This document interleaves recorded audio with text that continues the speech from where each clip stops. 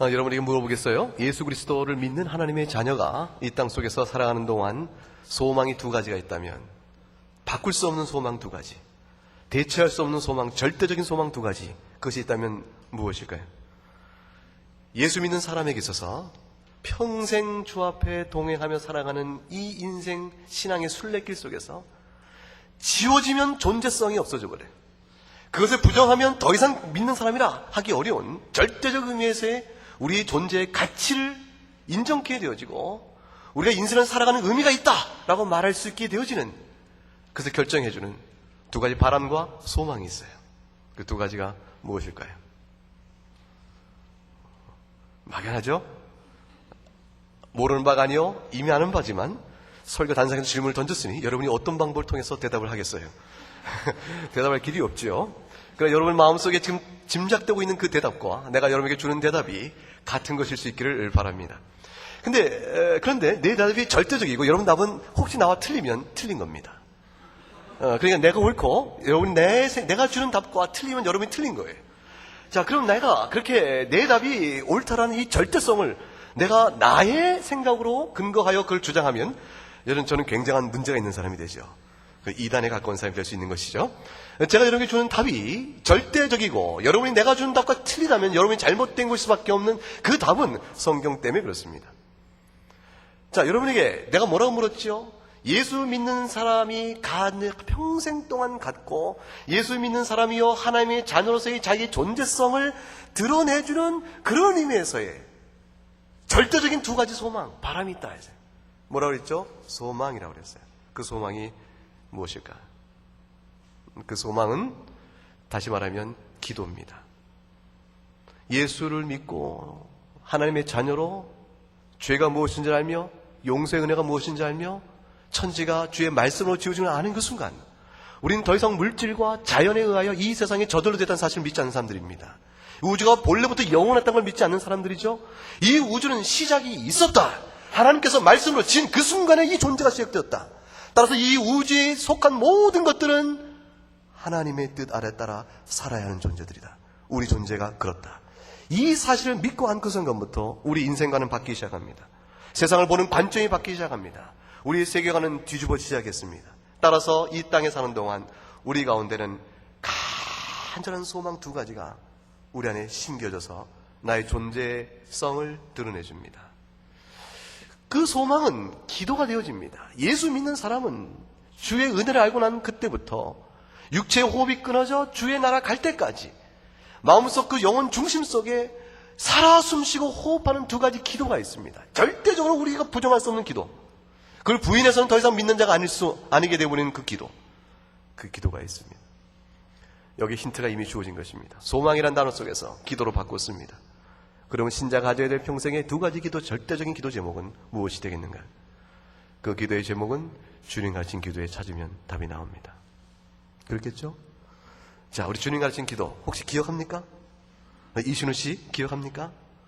네, 일어서 보세요. 자, 우리 이신우 씨의 신앙과 그의 어렸을 때부터 양육받은 그 믿음을 우리가 신뢰하면서 그의 주기도문의 기도의 낭송을 우리가 한번 들어보도록 하겠습니다. 한번 들어보죠.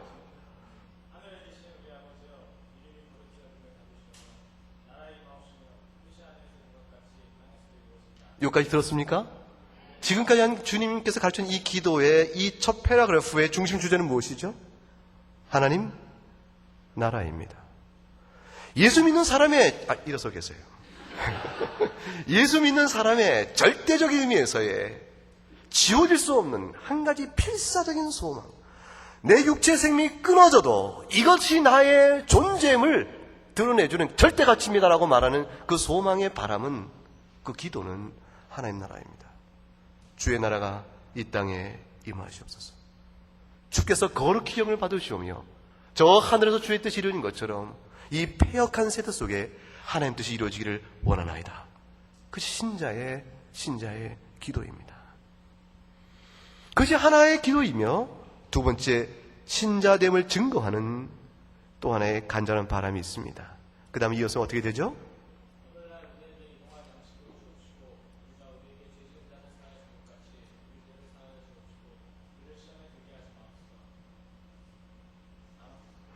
네. 됐습니다. 예, 됐습니다. 예, 수고하셨습니다. 참 감사하죠? 예, 이준 씨가 100점 맞는 법은 못 봤습니다. 성경 암송 시험을 가끔씩 보는데 거의 틀립니다. 잘 생각해 보세요. 두 번째 기도 제목의 중심 주제는 무엇이겠습니까? 우리에게 일용할 양식을 주옵기를 우리가 구하였고, 또 우리가 우리에게 죄 진 자를 우리가 사해 주듯 우리의 죄를 사해 주옵소서라고 기도했습니다. 이 두 가지 중심 주제는 은혜 생활의 체험이요, 고백이요, 우리의 이 땅 사는 동안에 우리에게 미쳐질 그리스도로 말미암은 영적 은택에 대한 간절한 바람입니다. 주의 나라가 이 땅에 임하기를 원하오며, 그걸로 인하여, 그 놀라운 영적 사실로 인하여 우리에게 주께서 부어주고자 원하셨던 태초부터 영원전부터 작정하셨던 그 복을 우리에게 넘치게 부어주시사 육체 가운데 사는 불쌍한 인생인 줄 아시고, 하나님께서 육체 가운데 사는 인생의 피로를 채워주시되 우리가 간절히 바라는 것은 예수 그리스도 피로 보혈로 씻기셨던 은혜 누림이, 그 거룩함이 우리 안에 충만히 되기를 원하나이다. 우리가 주의 뜻에 따라 살아가는 영적인 거룩과 평강의 누림이 우리 안에 있어지기를 위해서 간절히 소망합니다. 하나는 하나님 나라를 위한 것이요, 또 하나는 그것으로 인한 우리에게 베푸신 영적 은택에 대한 소망, 이 두 가지를 갖습니다. 이것이 간절한 소망이기 때문에 신자가 갖는 이 땅의 삶은 환난과 눈물과 고통과 아픔이 있습니다. 신자는 희희낙낙하며 그 감각적인 즐거움 속에서 밤에 흥청망청 술 먹고 흔들어대면서 그 안에서 우정을 얘기하고 그 쾌락의 즐거움을 얘기하며 인생의 삶을 얘기하는 그 모든 자들의 기쁨과는 전혀 다른, 그들이 도저히 이해할 수 없는 새로운 의미의 영적인 즐거움과 간구가 있습니다. 그 영적인 즐거움과 간구의 비면 속에는 이 세상의 어둠으로 인한 상처가 있고 아픔이 있고 안타까움이 있고 절규가 있습니다. 하나님 언제까지 이 패역한 세대를 이대로 두시겠나이까? 하나님을 없이 여기고 하나님을 능멸하며 우리 주 예수 그리스도께서 이 땅을 지으신 분이심을 그들이 능멸하고 조롱하며 그가 하나님이여 또한 사람 되신 분임을 그들은 멸시합니다. 예수 믿는 모든 자를 멸시하는 것은 이 세상이 나를 미워하며 또한 나를 믿는 너희를 이 세상이 미워함이라 주께서 말씀하셨습니다. 그거를 경험합니다. 참 아픕니다. 주의 나라를 소망하나 주의 나라가 이쪽에서 어둠 속에 빛이 비추되 자기 백성이 그 빛을 싫어했다. 영국 1장에 나왔던 그 증거대로 이 세상이 하나님을 능멸합니다. 그로 인해 신자는 마음에 고통과 눈물이 있습니다. 뿐만 아닙니다. 내 안에 내가 하나님의 영적 은택을 받아서 구속의 은총을 만족히 누리며 성령과 동고 동행하며 성령 충만한 삶을 내 마음속에 간절히 희구하지만 그 진실된 나의 희구에도 불구하고, 진실된 나의 간절한 희구임에도 불구하고, 이 희구와 진실성을 내가 부인할 수 없음에도 불구하고 내가 죄짓기를 좋아하는 내 안에 아픈 또 다른 존재의 모습을 보기 때문에 내 안에서 고통이 있습니다. 신자가 남몰래 흐르는 눈물입니다. 하나님이 도우심으로 인해서 우리는 죄에 대한 모든 유혹에서 승리할 수 있습니다. 그러나 항상 승리하지 않습니다.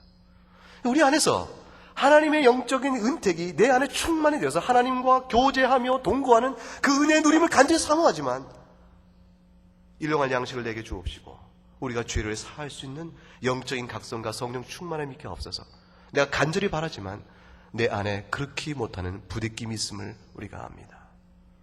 이것이 우리에게 아픔을 줍니다. 신자는 그래서 희낙낙거리며 항상 감각적이며 육적인 의미에서 모든 것을 족하다 하고 살지를 못합니다. 이 신자의 눈물을 하나님께서 아십니다. 신자의 간절한 소망을 하나님이 아십니다. 여러분이 그 기도 제목이, 그 간구가 여러분의 기도로 있을 거예요. 언제쯤이면 이 소망을 들어주실 것인가? 내 영혼이 낙심하여 좌절해버렸을 때, 내가 믿음을 입술로는 고백하지만 심령에서는 내가 온전한 고백을 하지 못하고 있다. 자기 안에 고백된 예수 그리스도를 향한 헌신의 부정직성과 연약성을 스스로 깨닫고 가슴을 칠 때 우리는 하나님 앞에서 하나님 언제쯤이면 저에게 충만한 은혜를 더하시겠습니까? 라고 기도하게 되어집니다. 이 세상이 그리스도의 은혜를 능멸하고 교회를 멸시 여길 때 점점 친구들이 내 옆에 떨어나가되 믿는 친구와의 더불어 살아가는 삶의 호흡이 점점점 죄에 오게 될 때, 그때 우리는 또 얘기하게 됩니다. 하나님, 주의 나라를 언제쯤 이 세상 속에 아름답게 드러내겠습니까? 기도하죠. 그 기도 제목 2개가 신자됨의 존재를 인정케 하는, 증거해주는 절대적 의미의 간구입니다. 이 2개의 간구 안에서 우리의 개인적 삶에 대한 모든 필요가 채워지게 되어집니다. 이 2개의 간구 안에서 나의 오늘 처한 상황을 하나님 앞에 어떻게 기도하며 나갈 것인가를 우리는 판단하게 되어집니다. 나의 직장의 문제, 결혼의 문제, 삶의 자리의 문제, 인간관계의 모든 문제, 이런 모든 문제, 그 문제에 대한 해결을 내가 어떻게 이룰 것인가, 어떻게 응답받을 것인가에 대한 답을 이 2가지의 간구의 큰 틀 안에서 하나님 나의 삶을 만지시고 인도하시는 그 간섭들을 깨달아가고 이끌어져가게 되어집니다. 오늘 본론 속에서 이 2가지 소망에 대한 하나님의 이루실 때가 어떻게 나타날 것인가를 우리에게 분명하게 보여주고 있습니다. 7절 한번 볼까요? 7절 말씀. 7절 말씀 한번 읽어보죠. 7절 시작. 환난받는 너희에게는 우리와 함께 안식으로 갚으시는 것이 하나님의 공이시니 주 예께서 저의 능력의 천사들과 함께 하늘로부터 불꽃 중에 나타나실 때에, 약속된 주의 말씀입니다. 여러분 보세요. 주께서 이 땅에 오신 그때부터, 아니 구약시를 따지면 저 오랜 시절부터 하나님 나를 소망하며 내 안에 있는 죄의 세력이 지워지고 성령의 충만함이 있기를 방구했던 그 모든 성도의 기도 제목이 아직까지 응답이 되지 않지 지체되고 있고, 그러므로 오늘에까지 지체되고 있지만 그래 하나님께 주신 이 약속의 말씀이 있음을 기억해야 됩니다. 주께서 반드시 이루실 날이 있다. 우리의 간절한 소망을 주께서 외면치 않으시고 단번에 그 2개를 이루시니 주의 나라가 이 땅에 충만히 임할 것이요, 따라서 악의 세력을 괴멸할 것이요, 동시에 그때가 되어지면 우리를 영화롭게 하시사 모든 죄의 소욕과 탐욕을 씻기우시고 정결한 마음으로 치우심으로 우리가 맑은 빛 가운데 거하게 되는 그 은혜를 허락하실 때가 있다. 그날이 바로 주께서 약속하셨던 주의 재림의 날이라. 그 재림의 날이 되어지면 하나님께서 2가지를 하십니다. 하나는 그의 택한 백성들을 향한 놀라우신 약속의 말씀을 이루는 것이요, 영원한 생명으로 이루시는 것이요, 영원한 생명을 이루는 것이기 때문에 그것은 곧 안식을 주시는 것이요, 그럼 평강을 주시는 것이요, 곧 위로를 주시는 것이로되, 또 다른 한편에서는 공의에 따라서 죄를 짓고 하나님을 능멸하며 죄와 짝하였었던 모든 자들 향한 하나님의 엄격한 심판이 이루어집니다. 그날이 되어지면 모든 성도의 눈물을 씻겨주십니다. 실제 마지막에 이렇게 되어 있죠. 주 예수께서 저의 능력의 천사들과 함께 하늘로부터, 그 다음에 뭐로 되어 있습니까? 불꽃 중에 나타나신다고 되어 있습니다. 여러분, 불꽃 중에 나타난 말이 무슨 뜻인지 이해하세요? 불꽃이라는 것은 불이 활활 타오르는 끝에 타오르는 그 불티 같은 것을 불꽃이라고 생각할지 모르는데, 여기 말하는 불꽃은 화염불 그 자체를 의미합니다. 그래서 예수 그리스도의 심판이, 그 재림의 내용이 불꽃 가운데 오신다는 것은 주께서 그날 오시게 되어지면 약속하신 바대로 이 세상을 불로 정결케 하실 때에 모든 악한 자들이 불의 심판을 받을 것임을 말씀해 주고 있는 표현입니다. 여러분 보세요. 베드로 후서를 한번 가보세요. 베드로 후서 3장 386페이지입니다. 386쪽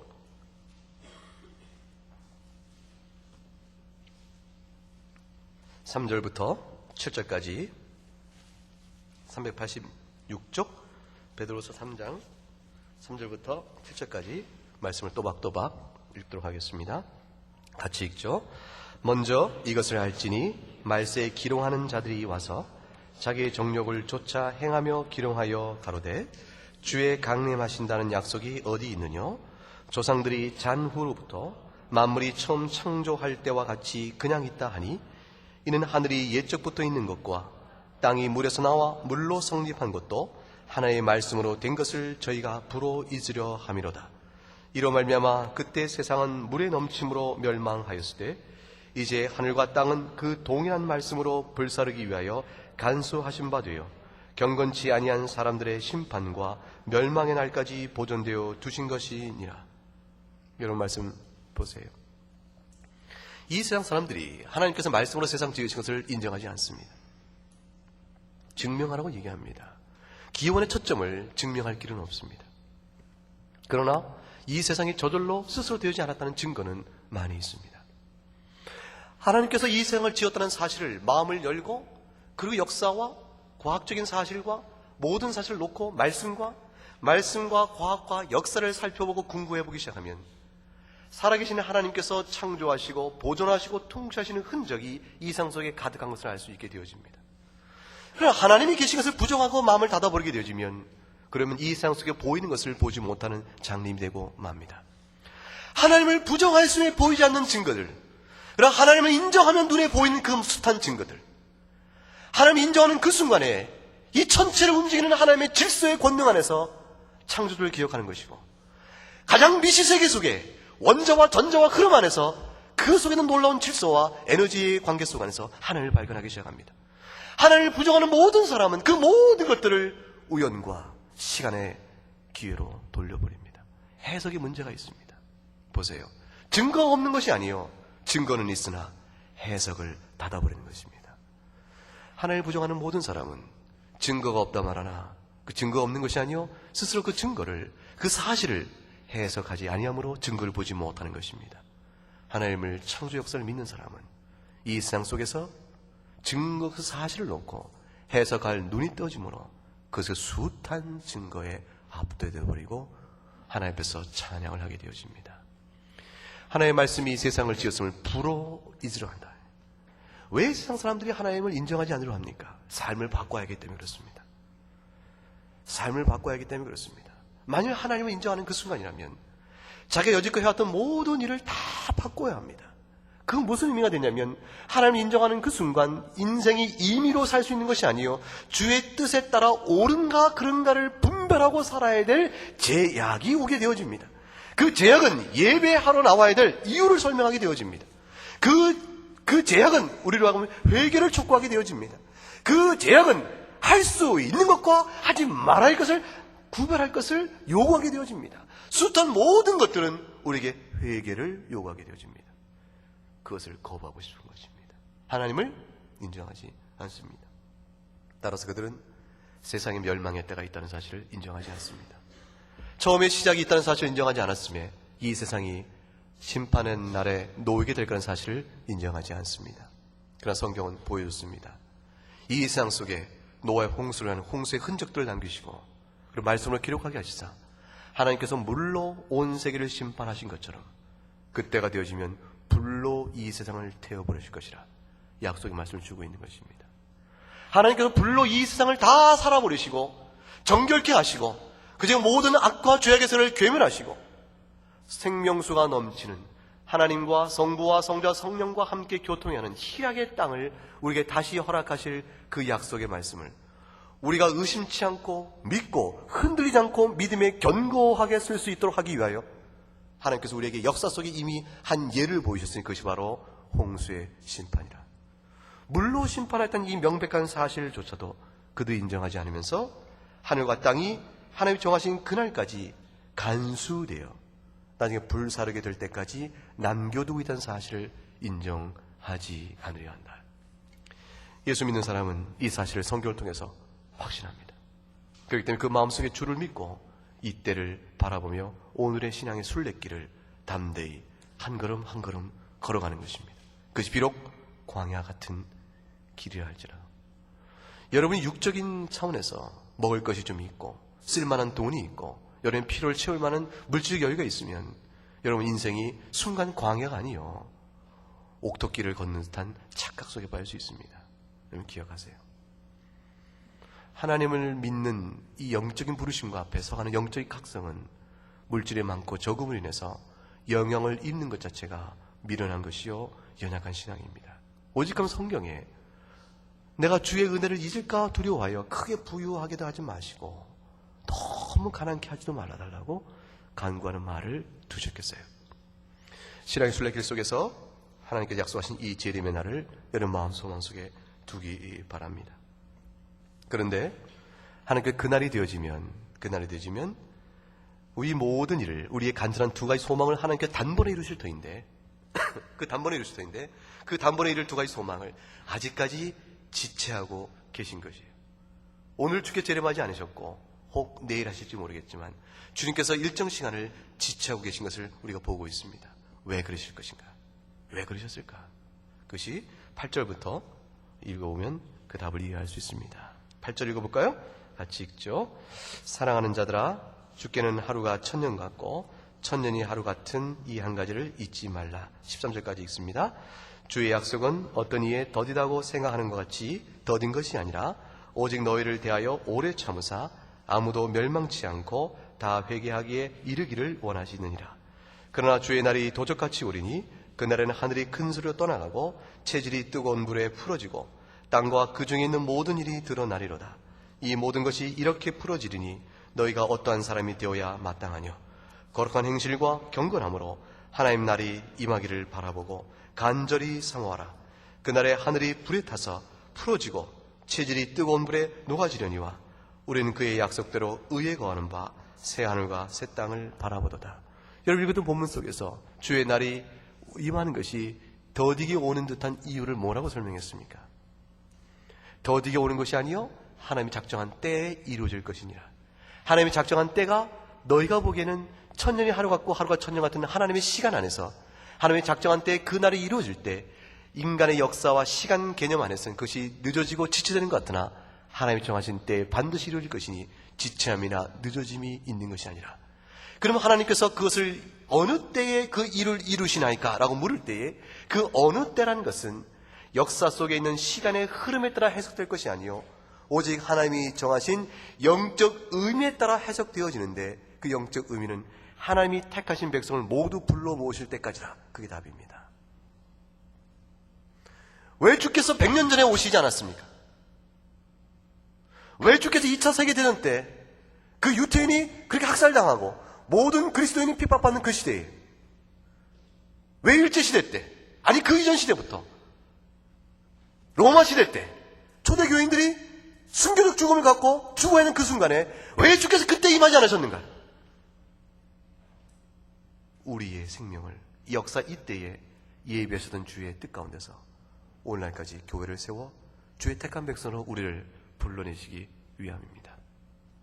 1세기 때에 주께서 오시지 않은 까닭, 2세기 때, 3세기 때 그 숱한 핍박 가운데서도 주의 백성들이 절규하며 죽었던 그 순간에도 주께서 재림하지 않았던 까닭, 그것은 21세기 초에 사는 우리들의 영적 생명도 주께서 역사 속에 부어주시고 우리 역사 속의 삶을 거쳐서 새하늘과 새 땅 속에 살아가는 그 영원한 복락을 우리에게도 주시기 위하여 한국 역사의 줄기를 하나님 작정한 의미에 따라 아직 붙들고 계시기 때문입니다.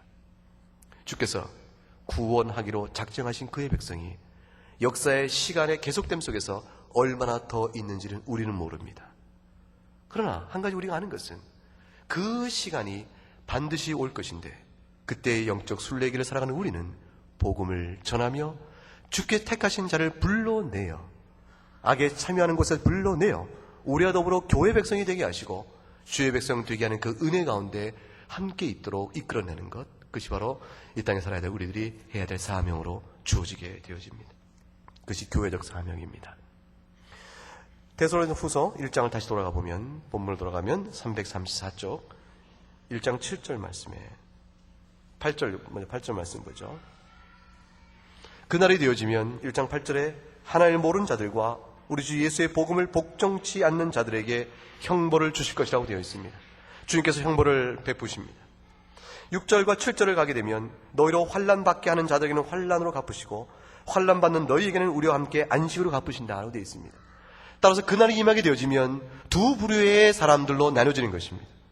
그때가 되어지면 환난을 입게 한 하나님 나라와 그의 백성을 핍박한 무리들은 그 핍박에 따라 하나님의 형벌을 받을 것이요, 하나님의 백성은 그 환난 가운데 있으나 주의 이름으로 안식을 받을 것이라고 분명한 나눔을 놓고 있습니다. 여러분 보세요.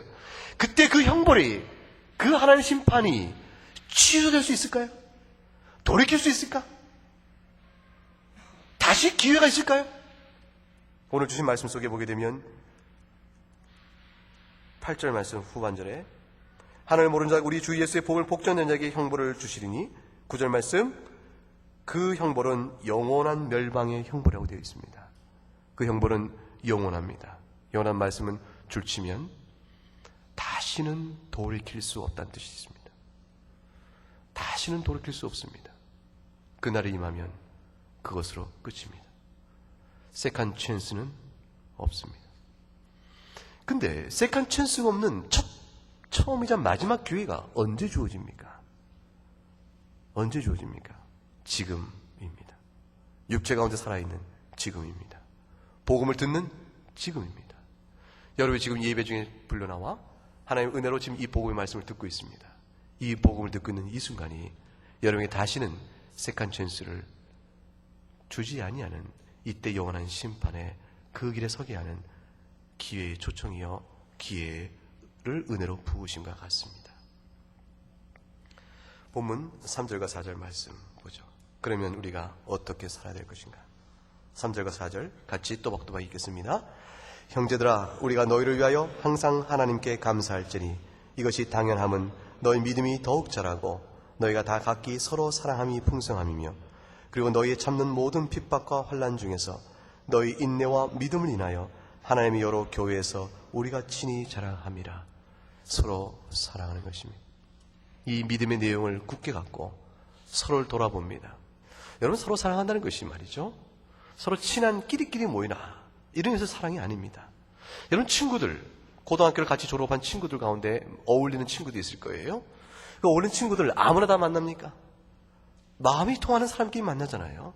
그런 의미에서의 우정과 사랑은 여기서 주시는 말씀과는 다릅니다. 여기 주시는 말씀은 무엇입니까? 하나님의 교회 백성된 사람은 여러분의 개인적인 친소에 관계없이 사랑의 대상이 되어집니다. 나 또한 그들에게서의 친소에 관계없이 그들로부터 사랑을 받게 되어집니다. 그래서 명령이요, 의무요, 요구로 주어졌습니다. 왜 그러냐면 우리의 살아가는 신앙이 인내를 필요하는 신앙이기 때문에 그렇습니다. 결코 홀로는 감당할 수 없는 신앙생활이기 때문에 그렇습니다. 여러분 교회를 떠나보세요. 여러분 가운데 누가 제일 믿음이 좋습니까? 문현주 씨가 청년 2부의 멘토장이에요. 믿음이 좋은 사람으로 인정받고 있다는 뜻이죠. 전진혁 씨가 회장입니다.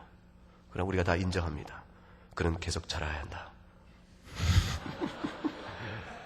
여러분 보세요. 우리 가운데 어떤 이도 교회를 떨어져 혼자 서 있으면 그 신앙의 인내의 경주를 해나갈 수가 없습니다. 아무리 믿음 좋은 사람도 교회를 떨어져 나가면 홀로 믿음 생활을 잘할 수 없는 까닭은 무엇이냐면 믿음 생활은 고통이기 때문에 그렇습니다. 믿음 생활은 가시밭길이기 그렇습니다. 믿음은 견뎌야 되기 때문에 그렇습니다.